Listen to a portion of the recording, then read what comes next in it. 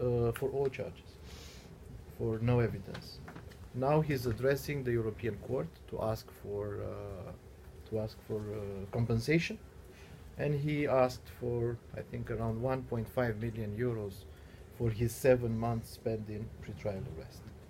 That leads us to the situation of the responsibility of the magistrates, the people that you've seen in the streets supporting the DNA and supporting the freedom of the magistrates. They're not supporting the freedom, they're supporting the jail conditions. Second case, we have a mayor in Romania called Mircea Gutău. He was acquitted in the first instance. He was acquitted in the second instance, and at the last instance, the Romanian High Court of Cassation and Justice, he was convicted 3 years in prison for corruption charges. He was in jail, and he did his time. After this, he submitted to the European Court, and he won. The European Court said that the decision against him by the High Court was illegal. So now he's trying to clear his name. Fortunately, the Romanians understood, because the Romanians cannot be duped so easily. Last year he was elected with about 60%, 70% again, after the European Court re-established, let's say, his name. What did the DNA do? They opened a new file against him. Okay. And I will give you the third example. I will have to use my example. When I was arrested, there were 6 or 7 charges against me.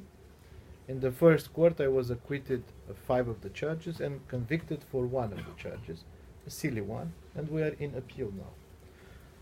So this situation in Europe, to answer my colleague, my Romanian journalist here, these situations in Europe, European media in general cannot understand, for example, the fact that a journalist is an undercover agent of a service, and that a journalist, before you go to the DNA to be presented your charges, and there are documents in this case. I mean, you are summoned to the DNA at 9 o'clock, 9:30 you meet the prosecutor to present the charges. At 8:30 in the morning, certain journalists that I presented on my blog with proofs, they are connected to the security services, they start to present data from your file, intercepts or surveillance from your file, video files or audio files from your file, in order to present the public the fact that this person is guilty. What happens afterwards in the court? In 99% of the cases, in my case and in other cases, the video or the audio files are found to be tampered with.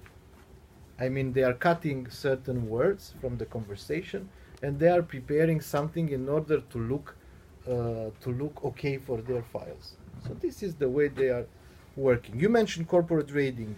I just want to address one issue. By formation, I'm military. So we militaries, we tend to see things in white and black. Sometimes it's better. In conditions like this, and in Romania it's better. Why?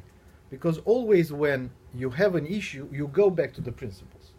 So if our principles are democracy, transparency, control of the parliament, civil control of the activities, and free media, then it's simple. So there is no corporate raiding law in Romania. So it's very easy for them to do such type of activities. It's not only the 2 cases that you know, David.